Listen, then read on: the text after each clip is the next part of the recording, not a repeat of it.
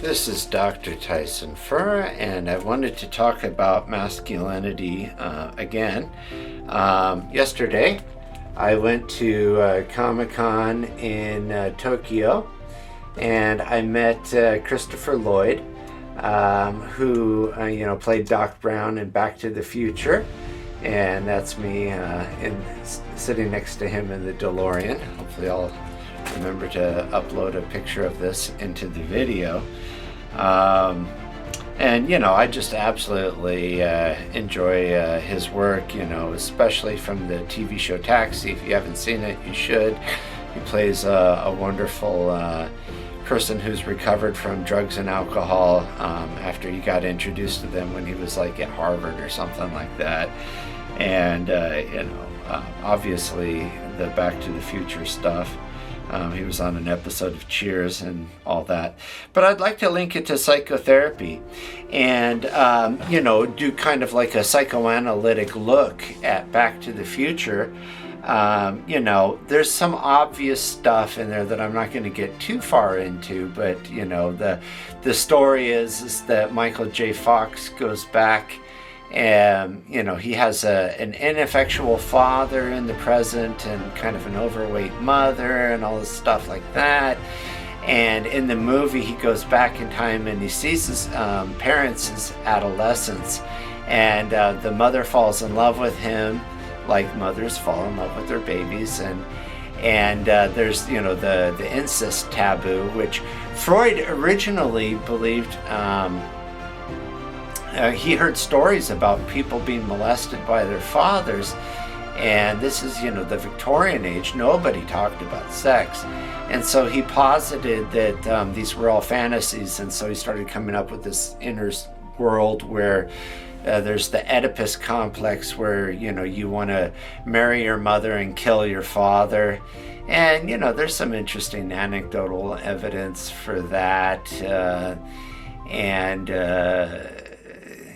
but that's not very important for the purposes of this discussion. But he's aware of the fact that that's his mother, and he's not a 5-year-old child who wants to kill his father.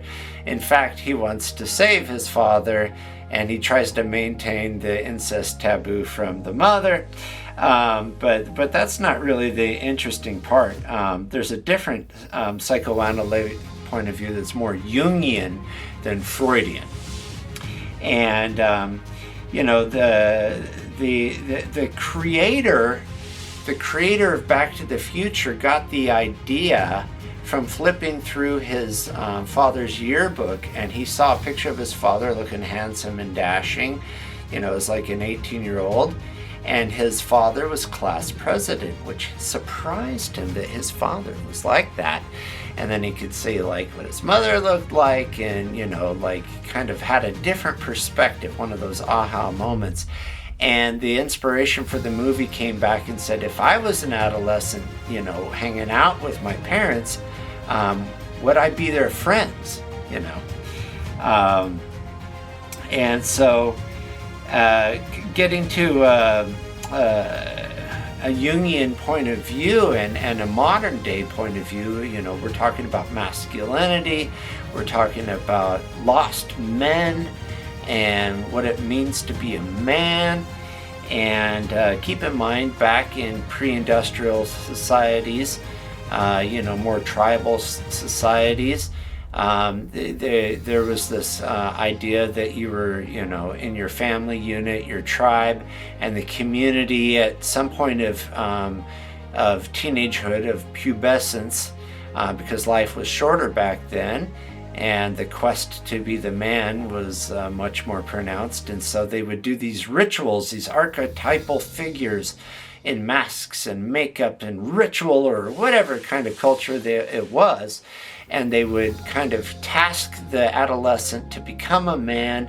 You see, vestiges of that in quinceañeras and, bar mitzvahs and bat mitzvahs, and just different, rituals of becoming an adult, right? And then back in these pre-industrial societies, the boy was tasked and sent off And this idea of the father is the thing that you got to be, and the archetypal leaders of the village and their mysterious ways send you off, and you're in the hands of God now, and you've got to make your way as a man and go on this quest, and then figure out your life and where you belong. And the movie has many elements of that.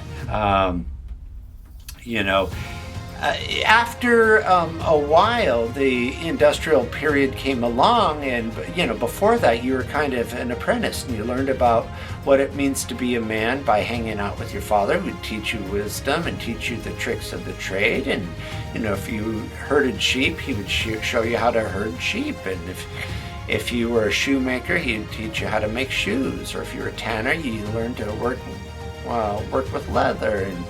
And you still see that in some of the names today. Shoemaker and Miller and Smith, that kind of thing.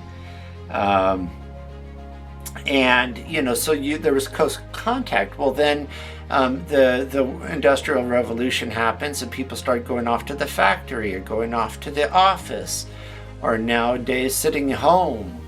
Or dorm room or something like that, and so you don't have that kind of that close contact. And society has undergone some revolutions, and one of them, what does it mean to be a man, and how do you be a man? And there's a big question mark over that. And there's this hunger for this father figure that takes initiative and is the powerful one.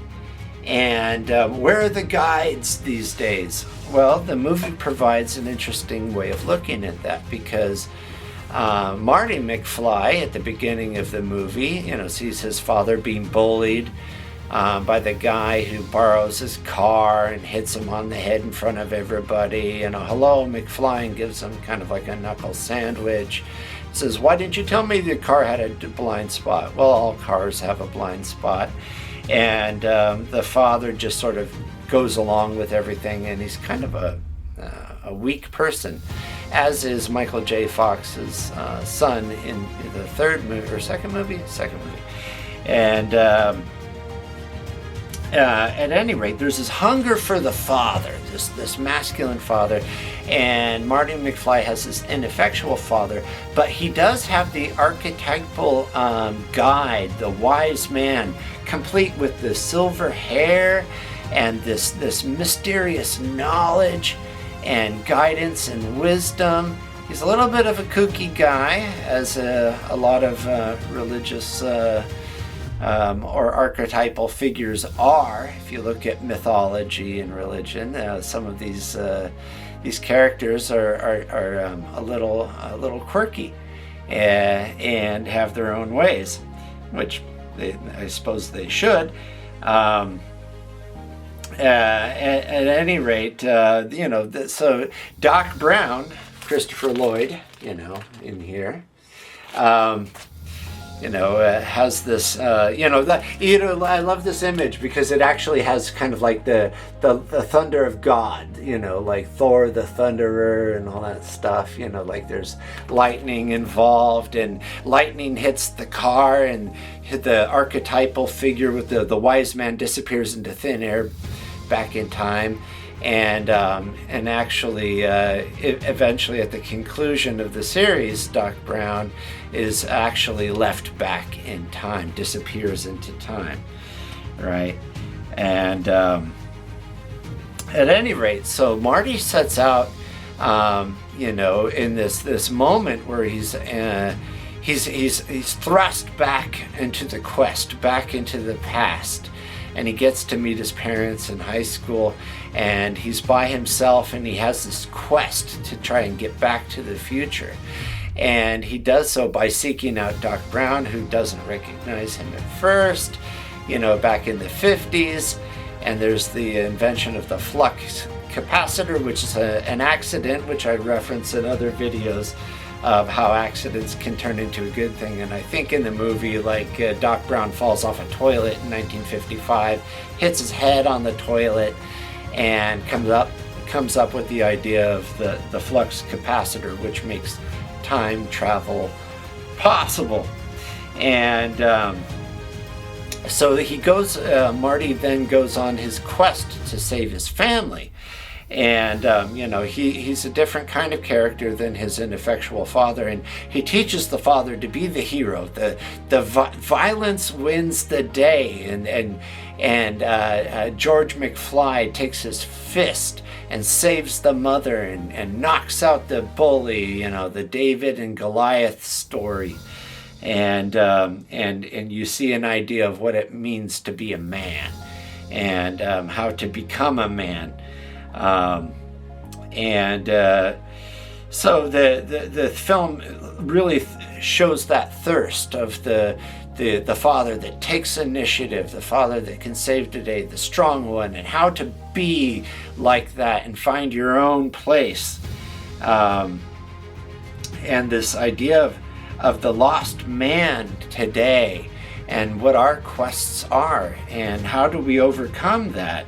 And who do we seek out for wisdom? And if you look at bunny therapy, the image that I created of the thinker, in this case a bunny, in a Zen garden, a place of meditation, or I place it in the Oracle of Delphi, to know thyself, right? And that's where like ancient Greece has a lot of these myths about, like Oedipus, to kill the father and win the mother. That's an ancient Greek. But the bunny said it at the Oracle of Delphi, where people go and ask the wise person, the person who connects to the gods, these important questions on how to go about life and make big decisions. And this idea of the lost man and the quest to find self is the reason why a lot of these people go to therapy, and what it means to be you and what your path forward is. So having said that, as much as I loathe to say it, could you please subscribe and like and all that silly stuff that just feels antithetical to me, because like I'm a man and I don't need any bells or subscribers or likes or anything like that.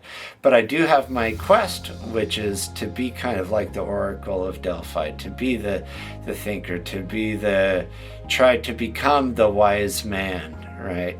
To become the man that can stand on my own 2 feet and sit in front of a camera and try and reach out to you and try and make your lives better. And I hope I did. And please check out my channel and look for more things, because at the end of the day, I'm trying to get people to get to services and become better and discover that person and find themselves.